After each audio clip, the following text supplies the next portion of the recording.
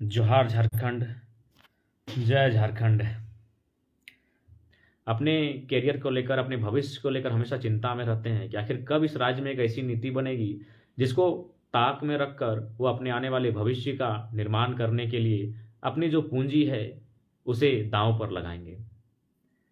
क्योंकि इससे पहले माननीय रघुवर दास जी की सरकार थी, उन्होंने शायद एक नीति बनाई थी कि जो यहाँ से जन्म लेगा, इसी टाइप की कुछ नीति थी। अगर उस पर हम थोड़ी सी चर्चा करें तो उस नीति को भी अगर थोड़ा सा संज्ञान में लेगा तो किस किस प्रकार एक भद्दा और मजाक की नीति थी कि जो झारखंड में जन्म लेगा उसे अगर झारखंडी माना जाए तो उस हिसाब से किसी का जन्म ट्रेन में, किसी का एरोप्लेन में, किसी का अस्पताल में होता है तो क्या वह उस अस्पताल का हो जाएगा या फिर वह अस्पताल उस बच्चे का जो जन्म लिया हो।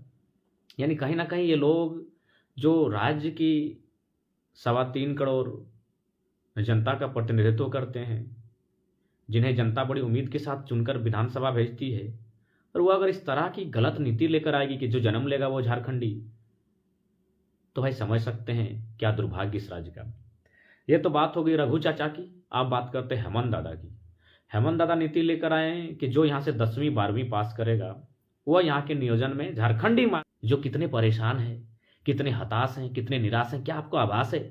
और आपको क्यों आभास रहेगा? चाहे पक्ष की बात करें या विपक्ष की बात करें, जितने भी विधायक बैठे हैं आप लोग जाके विधानसभा के भीतर, बिल्कुल 81 की बात करते हैं। अगर 2-4 ईमानदार हैं तो अच्छी बात है, बाकी आप क्यों, आपको नीति से क्या मतलब है? देख ही सकते हैं, एक हमारे इधर के विधायक जी हैं, बड़ा बेटा के नाम एक कॉलेज है, छोटा बेटा के नाम एक कॉलेज है, मंझला बेटा के एक के नाम पर एक कॉलेज खुला हुआ है। तो एक विधायक जी हैं जिनका 18-20 साल का लड़का 2 करोड़ की जमीन लेकर बैठा है।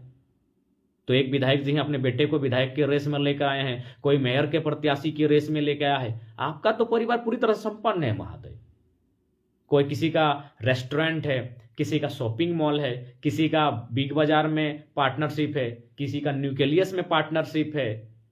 आम व्यक्ति का क्या हो जो अपने गाँव को छोड़कर उनके माता पिता, किसी के माता पिता अपने खेती के माध्यम से पैसा अर्जन किए हैं, किसी के माता पिता ने कहीं गिरवी रखा है, किसी ने जेवर गिरवी रखा है, और अपने बच्चों को हजारीबाग भेजे हैं, आज वहीं से आ रहे हैं। उनकी आंखों में एक सपना है कि, और कह भी रहे हैं कि दादा यहाँ से जब भी जाएंगे कुछ ना कुछ लेकर जाएंगे, यानी अपने ड्रीम को लेकर गाँव वापस जाएंगे।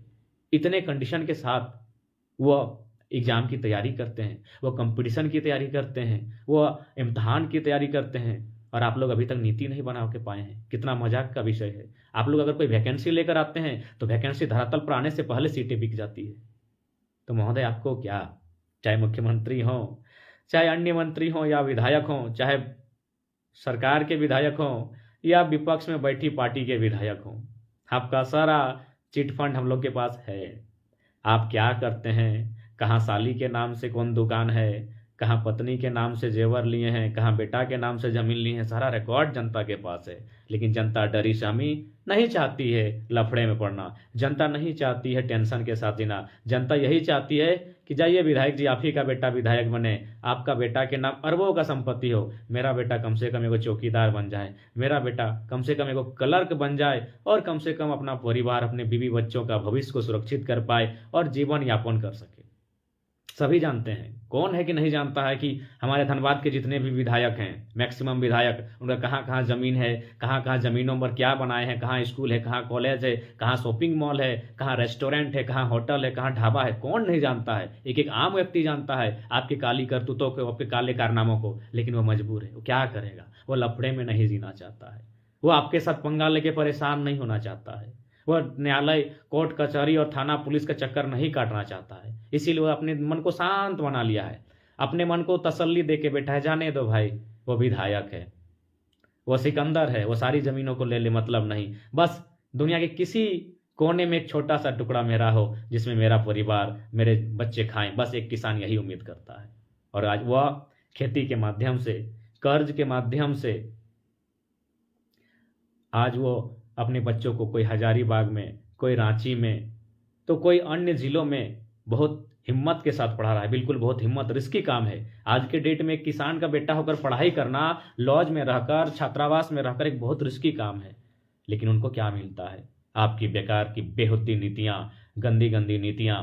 आपका क्या है? आपका तो बिल्कुल मुख्यमंत्री महोदय को सीधा कहना चाहेंगे, आपका बच्चा का क्या उम्र है हम लोग नहीं जानते हैं, उनके लिए दुआ करते हैं। आप तो खैर हमारे लिए बद्दुआ ही कर रहे हैं, कर नहीं रहे, लेकिन हमारे लिए अभिशाप, जो भी आपकी नीतियां हैं हमारे लिए अभिशाप बन रही हैं, हमारे लिए बदहाली के साथ आ रहे। तो आपके जो भी बच्चे हैं माननीय मुख्यमंत्री महोदय, उनके लिए हम दुआ करते हैं, उनका भविष्य उज्ज्वल हो। लेकिन एक बात कह देंगे, पता नहीं आपका बच्चा कितना है, क्या जानता है, नहीं जानता है, लेकिन एक दिन वो विधायक बन जाएंगे, आपके बच्चे विधायक बन जाएंगे। और हमारे छात्र, हमारे पढ़ने वाले युवा, उनको यह भी आश्वस्त नहीं है कि अपनी BTech, MTech, MBA, BCA, CCA, engineering, medical, अन्य डिग्रियां लेने के बाद वो एक छोटी सी 3rd ग्रेड, 4th ग्रेड की नौकरी को भी डिजर्व कर पाएंगे कि नहीं, उनके सामने बहुत बड़ा प्रश्न है। वह चिंतित रहते हैं अपने भविष्य को लेकर, अपने करियर को लेकर, उनको चिंताएं सताती है कि क्या होगा उनका भविष्य। लेकिन कौन उनकी सुनेगा, सब तो मजे में है। भारतीय जनता पार्टी की सरकार, उसको भी देखा, और झारखंड मुक्ति मोर्चा की सरकार, गठबंधन की सरकार, सबको देख रहे हैं। भाजपा के साथ आजसू, जमीन के साथ कांग्रेस, केवल और केवल आप अपने बच्चों के भविष्य का निर्माण कर रहे हैं। बिल्कुल, इसमें कोई दो राय नहीं है। कौन नहीं जानता है झारखंड के नेताओं के बारे में, कौन नहीं जानता है झारखंड के नेताओं के बारे में, सब जानता है। आपका कहाँ जमीन है, कहाँ लीगल वाइफ के नाम पे जमीन है, कहाँ इलीगल, सब पता है, सबको पता है। लेकिन क्या करेगा, गरीब आदमी उलझना नहीं चाहता है, गरीब आदमी परेशान नहीं होना चाहता है। वो बस इतना चाहता है, आप बिग बाजार को रख लीजिए, आप बड़े बड़े शॉपिंग कॉम्प्लेक्स को रख लीजिए, हमारे हिस्से में जमीन का छोटा सा टुकड़ा और उसमें एक छोटी सी सरकारी नौकरी 4थे ग्रेड की दे दीजिए हमारे युवाओं को, उससे ही अपना वो जीवन काट लेंगे। इसीलिए गरीब किसान लड़ाई नहीं करना चाहता है, वो शांत रहना चाहता है, वो खेती करना चाहता है। लेकिन आपके पास क्या विजन है इस राज्य को लेकर, नदारद, बहुत दुर्भाग्य का विषय है। खैर, ये नियोजन नीति कहीं ना कहीं उचित नहीं थी, बिल्कुल नहीं थी। 10th और 12th पास करने से मैप क्या है, आपके पास प्लानिंग क्या है इस राज्य को बचाने का। मान के चलिए अब तो नीति नहीं हमारे पास, अब नियुक्ति आप कैसे करेंगे, कोई तो नीति होनी चाहिए। अब कैसे आप नीति बनाएंगे, सबसे बेहतर होगा बैठिए, वास्तव में अगर राज्य के बारे में सोचते हैं तो आपके जितने मंत्रिमंडल के लोग हैं, बैठिए, उनसे बात कीजिए कि कैसे राज्य का संरक्षण किया जाएगा, कैसे बाहरी राज्यों के अतिक्रमण को रोका जाएगा, कैसे इतने बड़े बड़े उद्योग की जो स्थापना हो रही है, उद्योगपति जबरन जमीनों को छीन रहे हैं, मौत के मुंह में जनता को ढकेल रहे हैं, उस पर कैसे रोका जाएगा, कैसे रोकथाम होगा, इस पर चर्चा कीजिए। वरना आपका क्या, आप तो नमस्ते लंदन करने के लिए माननीय अंबानी साहब की तरह भी विदेश चले जाएंगे, इतना अकूत पैसा आपने कमा लिया है। लेकिन एक आम व्यक्ति का इस राज्य में क्या होगा, एक आम व्यक्ति अपने भविष्य को लेकर असुरक्षित महसूस करता है, सब असुरक्षित महसूस करते हैं। अगर छात्र की बात करें तो छात्र को पता ही नहीं उसका भविष्य क्या होगा। एमए, पीजी, पीएचडी, ग्रेजुएशन, तमाम टेक्निकल, नॉन टेक्निकल डिग्रियों के बाद भी वो अपने फ्यूचर को लेकर आश्वस्त नहीं है। ये तो है स्टूडेंट का दर्द। किसान भी डरेशा में है, पता है, क्योंकि भ्रष्टाचार चरम सीमा पर है। एक वीडियो प्रधानमंत्री से कम खुद को नहीं मानता है, एक सीओ अपने आप को मुख्यमंत्री मानता है, वह जमीन का जो कागजात हैं, जो जिसको हम लोग रसीद काटना कहते हैं, आज हेर फेर, किसी का नाम ऑनलाइन नहीं चढ़ा है, किसी का खेत किसी और के नाम चढ़ा है, तो ये किसान भी परेशान है, किसान भी हताश हैं। कौन खुशहाल है इस राज्य में, किस सरकार ने खुशी देने का काम किया है। आपके केवल जो बड़े बड़े पोस्टर बनते हैं उसी में लोग आप खुशहाली का दावा करते हैं, लेकिन हकीकत गांव में आइए, आज सभी परेशान हैं। छात्र परेशान है, युवा परेशान है, किसान परेशान है, कामगार परेशान है।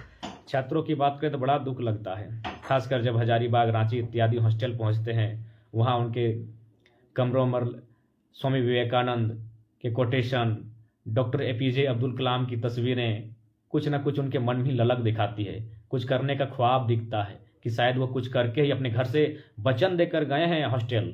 रांची पढ़ने वाले, हजारीबाग अथवा कहीं भी पढ़ने वाले जो छात्र हैं, अपने घर परिवार, अपने सगे साथियों को वचन देकर गए हैं कि हम कुछ करके आएंगे, कुछ बन कर आएंगे। इसीलिए परिवार वाले भी उम्मीद के साथ हैं। कोई बकरी बेचकर, कोई पटरू बेचकर, कोई बैलों को बेचकर, कोई खेत का एक कोना गिरवी रखकर, कोई पुराने जेवर रखकर अपने बच्चों को दूर दूर भेज रहा है पढ़ाई के लिए कि एक दिन वह कुछ लेकर आएगा, कुछ बन कर आएगा, कुछ कर कर आएगा। लेकिन फाइनली इस राज्य में असुरक्षित है। इस राज्य में सुरक्षित केवल ब्यूरोक्रेसी है। इस राज्य में सुरक्षित मंत्री के बेटे हैं, विधायकगण हैं और कुछ बहुत अमीर लोग जिनका राजनीतिक साठ गांठ है, जो लोग बहुत पैसे वाले हैं। मिडिल क्लास, उससे लोअर लोग बहुत हतोत्साहित हैं। इसलिए आज युवाओं को भी और क्या सोचेंगे, वो कहाँ तक सोचेंगे, वो किस पर उम्मीद करेंगे। सबको बारी बारी से देख रहे हैं, सब केवल लूट रहे हैं। किसी